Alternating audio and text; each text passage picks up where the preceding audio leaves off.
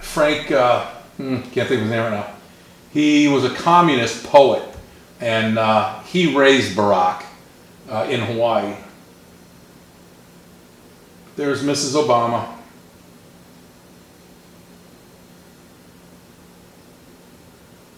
Ann Dunham. That's his father. That's his real father.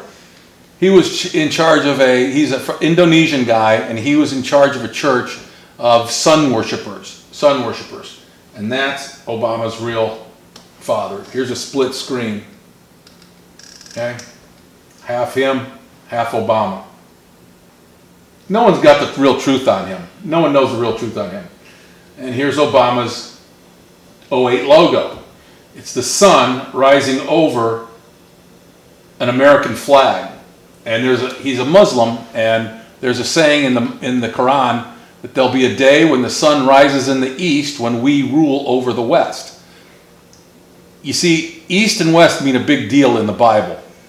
When sin happened, Adam and Eve were kicked out to the east, and cherubs with fiery swords were put in front of the garden. The garden represents heaven on earth, and once you sin, you can't stay in heaven. So for Adam and Eve to get back, they couldn't get back, where they put these cherubs with fiery swords.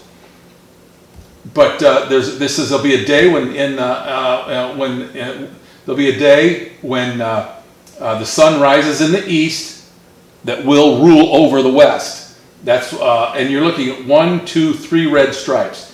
What does the number 3 mean? We've been through that 100 times. It means angel of the abyss, the bottomless pit. All right, there it is. Abaddon. Definition: Abaddon, the angel of the abyss. And here's their symbol. When you sell out, this is what you do. You make the triangle, the all-seeing eye. That sell out big time. Why do you think he does what he does? Sell out big time. Everybody puts their hands up. Oh yeah. And it's just not these. It's worldwide, people. It's worldwide. They outnumber us. Here's a shirt. Loading. Male to female. Please wait. Male to female. Good to evil. That's what it really means. I hope you guys understand what I'm saying. And females, I hope you're not getting offended at home. I've made it perfectly clear that this means up means good, heaven is up, hell is down. And they're using male and female to do that, okay? That's why our kids don't know what bathroom to use or it's what's going on. They're changing everybody in the final days down. I don't care, I don't give a damn if somebody does this. I don't care if 2 guys play together, 2 girls play together. I don't give a damn about it, right? That's why we're changing a race within a race, she said. I showed you that clip. And the shit's going to hit the fan in 2020. Remember, 2020, it's a twin year. This whole system is a twin. 2020. And that's if you have vision to see 2020. You're going home. 2020. This gets good. This is Saul Alinsky, okay? He's a Satanist, and he was a Chicago community organizer. Anybody else we know do that? This is he put in his foreword of his book, Rules for Radicals. This is what he put in the foreword of it. He dedicated his book to this, and it says, "Lest we forget, or at least an over-the-shoulder acknowledgement of the very first radical from all our legends, mythology, history, the first radical known to man who rebelled against the establishment and did it so effectively that he at least won his own kingdom. Lucifer. Satanist." So, Rules for Radicals. Saul Alinsky, right? Who studied under these people? Who studied? The teachings and teachers influenced generations of community and labor organizations, including church-based groups, hiring young Barack Obama to work at Chicago's South Side in the 1980s. Alinsky impressed a young Hillary Clinton, who was grown up in Park Ridge at the time. Olinsky was a director of the Industry Areas Foundation in Chicago. Hillary Clinton wrote her Wesley College thesis on Saul Alinsky, and they met personally on several occasions. Thick into the occult world. She's like a 4th degree witch. Okay? Bill's a 3rd degree goblin. And that's why she was ruling over him. When Bill was in the White House, they didn't know who was running the White House, because she has higher authority in this world. Satan's using her more than him. Okay? There's a whole other story that goes into that I'm not even going to get into, but it's really interesting. And here's your Saul Alinsky worker, and what do they have here? Oh, an X, a V up, and a V down, right? An X. There's your community organizer. Let's see, as I read this, how many things are happening that Saul Alinsky wrote about in this world today. Okay? Say, be aware of the useful idiots. Saul Alinsky died about 43 years ago, but his writings influenced those in political control of our nation today. So does anyone out there think that this stuff isn't happening today in the U.S.? Question mark. All 8 rules are currently in play. Rules for radicals, he wrote them. It says there are 8 levels of control. 1, healthcare. Yeah. 2, poverty. Increase the poverty level as high as possible. Right? So you become more needy on government. Debt. Increase the debt to an unsustainable level. That's going on. Gun control. They're going to make a move for the guns real soon. That's the last step. Welfare. Take control of every aspect of their lives. Food, housing, and income. Income's the last. We're starting to see that right now. Education. Take control of what people read and listen to. Take control of what children learn in school. That's a big thing going on now in Virginia. Religion. Remove God. Remove the belief in the God from the government and schools. They've done that already. Class warfare. The rich from the poor. The wealthy and the poor. The 99%ers and the 1%ers. Start them fighting. Okay? Does any of this sound like what happened to the United States? Okay, Alinsky merely simplified Vladimir Lenin's original scheme for the world, for world conquest by communism under Russia. He says Stalin described his converts as useful idiots. Those people who believe in this were useful idiots. The useful idiots have destroyed every nation in which they have seized power and control. It is presently happening at an alarming rate in the U.S.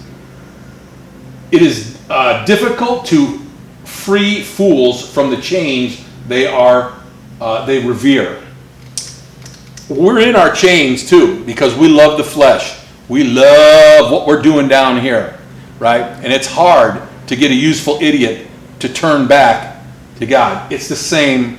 It's what's going on here, not only spiritual but physically. You cannot deny this. This was the mound of the altar of Zeus in Pergamum. This is where Satan dwelled on this place. And this was Satan's dwelling spot, his home. Hitler had this thing brought in piece by piece, brick by brick from Pergamum, right? The only thing he didn't choose was the arch that was in front of that. ISIS blew that up about 3, 4, 5 years ago. But here's Barack in Denver. This is Denver Mile High Stadium, giving his acceptance speech, right, as president. So there's Pergamum. Does that look familiar at all? To that at all? It should. What Obama did was he made a retirement account called MyRA. What do you notice about MyRA? They capitalize the RA. That means God. My sun god Ra. That's what it means. He is that. Promise you. Be still and know that I am God.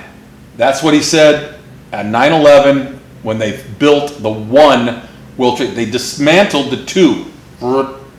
There's only one system now, and he came out and read Psalm 46. 23 chromosomes on one side, 23 on the other. 46. Be still and know that I am God. If you take the number 216, or excuse me, 6 times 6 is 36, times 6 is 216. 216, the number of his name. If we take that and we go to 216, we get August 4th. August 4th.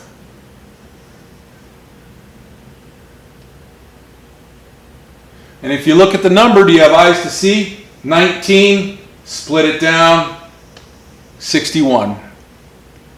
That's the name, that number, 1961, is the number in the Strong's Concordance for the God Yahweh. 1961. We're here in Luke 10:12. It says, God says, Satan fell like lightning from the heavens. Okay, in Aramaic, you pronounce that lightning from the heavens, Barak Bama.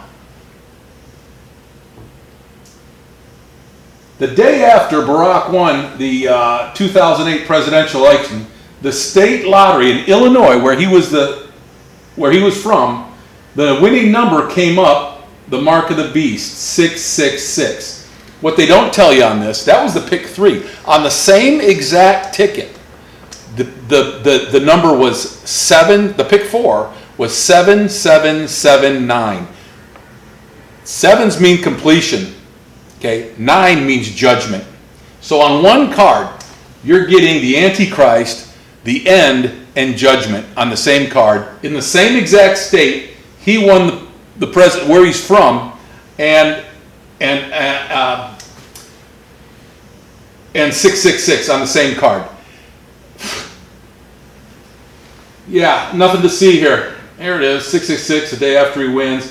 And the zip code where he's from is 60606.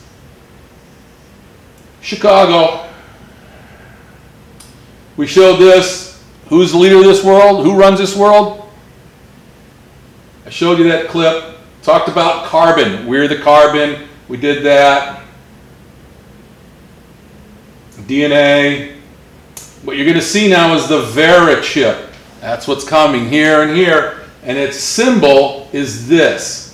That symbol is the eye of the serpent, the Vera chip. Look at Alpha to the Omega at the end of time. The end of time, we're going to get this. And I told you about the barcodes at Walmart. They're already here. Put your right hand under it. This I'd like you to listen to just a little bit.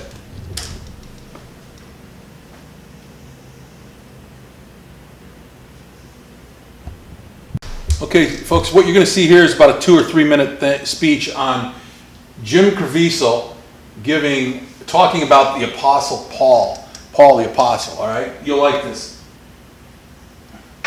Such a powerful movie. I know you have a final thought on your heart before we bring the distinguished panel out to talk a little bit more about the Apostle Paul. I live very close to the Ronald Reagan Library.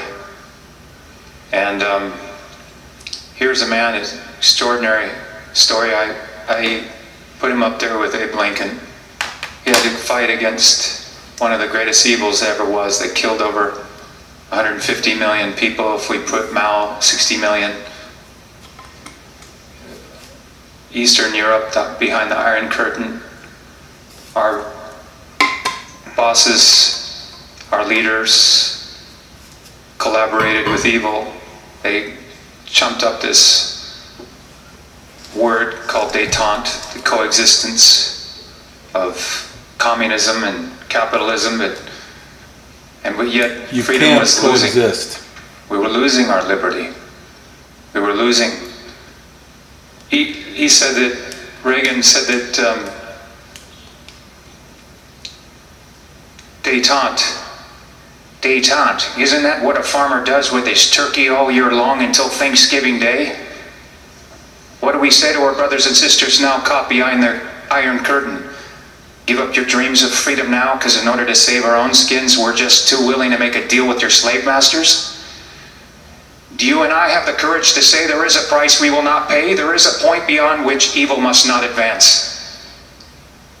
He would go on to say that evil is powerless if the good are unafraid. Well, you and I have a rendezvous with destiny. We'll preserve for our children this, the last best hope of man on earth. But we'll sentence them to take the last step into 1,000 years of darkness. We're at war with the most dangerous enemy that has ever faced mankind in his long climb from the swamp to the stars. And it's been said if we lose this war, and in so doing lose this great way of freedom of ours, history will record with the greatest astonishment that those that had the most to lose did the least to prevent it from happening. Well, I think it's high time now that we ask ourselves if we still even know the freedoms that were intended for us by our founding fathers. Every generation of Americans needs to know that freedom exists, not to do what you like, but having the right to do what you ought. And that is the freedom that I wish for you. Set yourselves apart from this corrupt generation. Be saints. You aren't made to fit in. You are born to stand out. God bless you. Wow. Amen. Thank you, buddy. So good.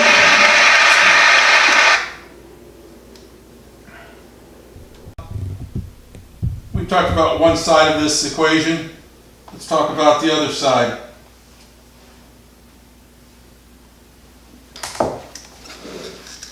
Trump is just a man. He's a sinner.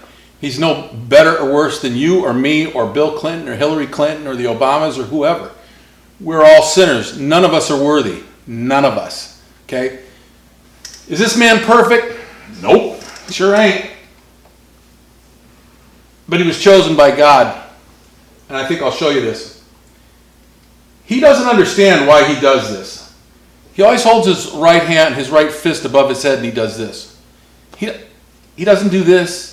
He doesn't do I'm number one. He does this for a reason. God chose him to be the tip of the spear.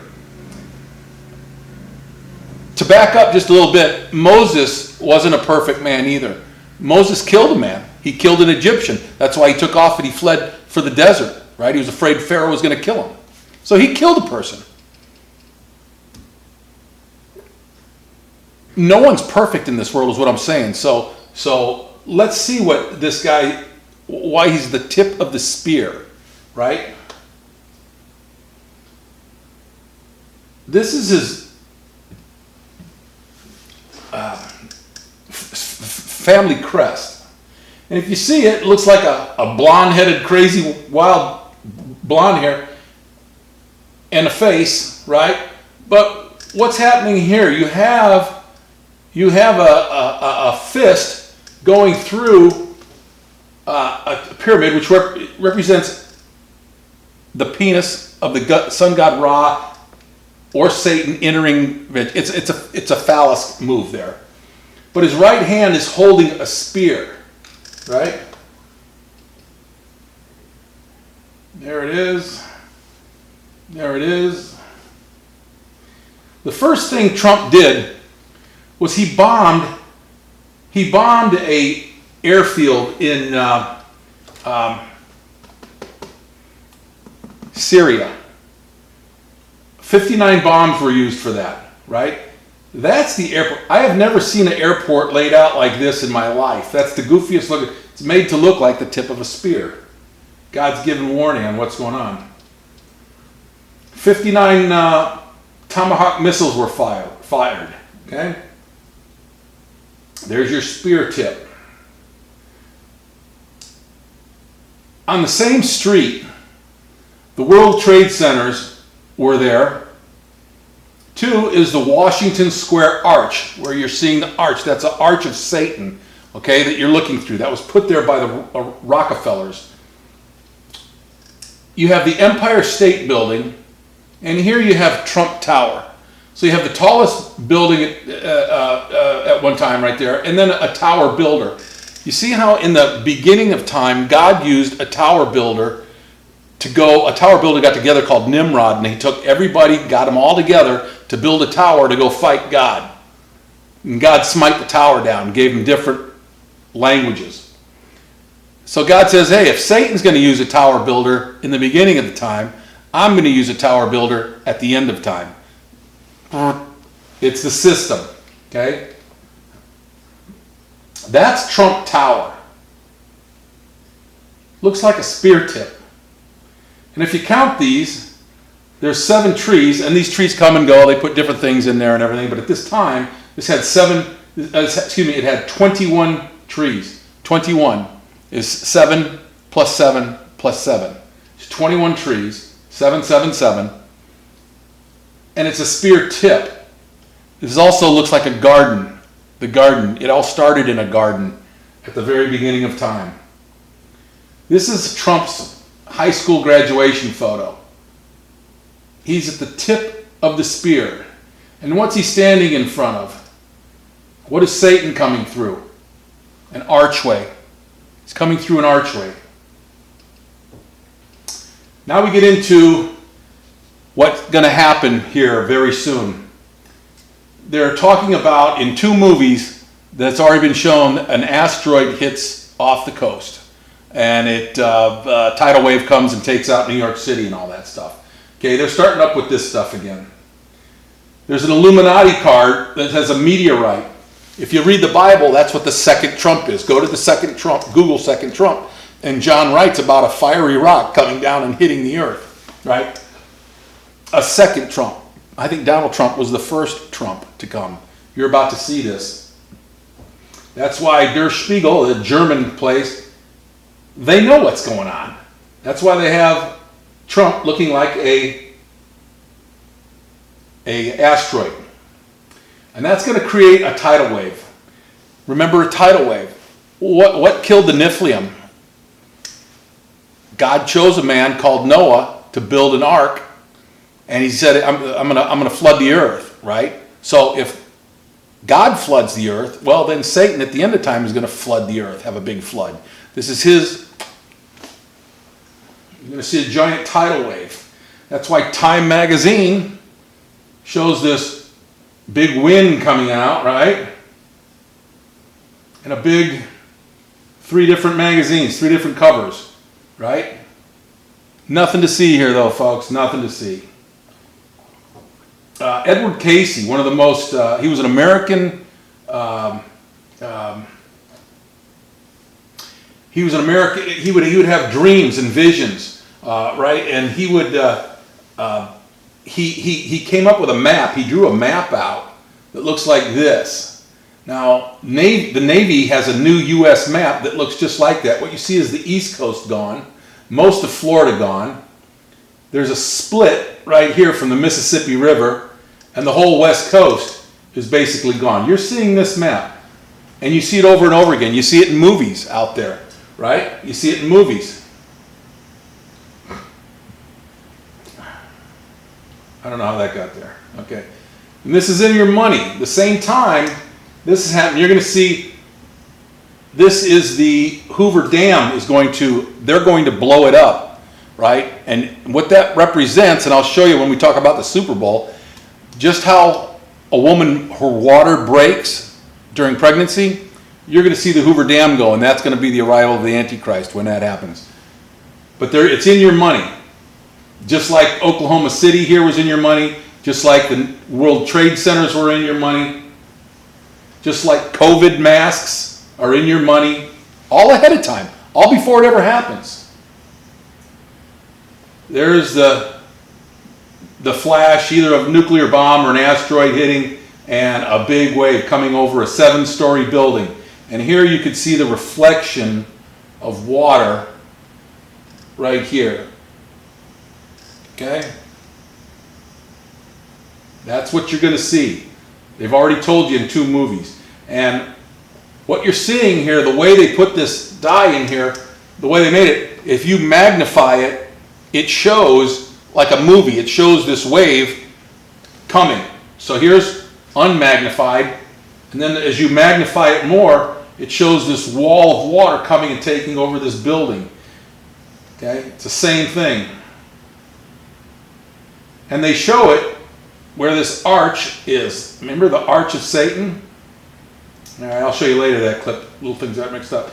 Here at St. John Cathedral in New York, you have these statues. The Masons made this church. And what you have is the one-eyed one. That's Satan, covering one eye, right? One-eyed, that represents Satan. And you have a massive wave of water coming over the city and breaking the city apart.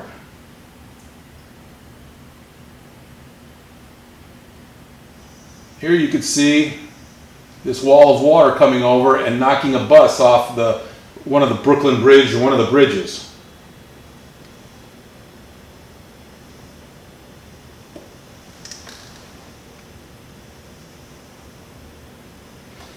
This is the Kabbalah. This is the Sephiroth. This is the Jewish Kabbalistic tree of life. It's about black magic and witchcraft, this whole thing, right? It's only the tribe of Dan that did this. Dan never got his inheritance. His inheritance went to Ephraim and Manasseh. Okay? This is what that represents. Here's that wall of water. Here's that truck being thrown off a bridge from a wall of water.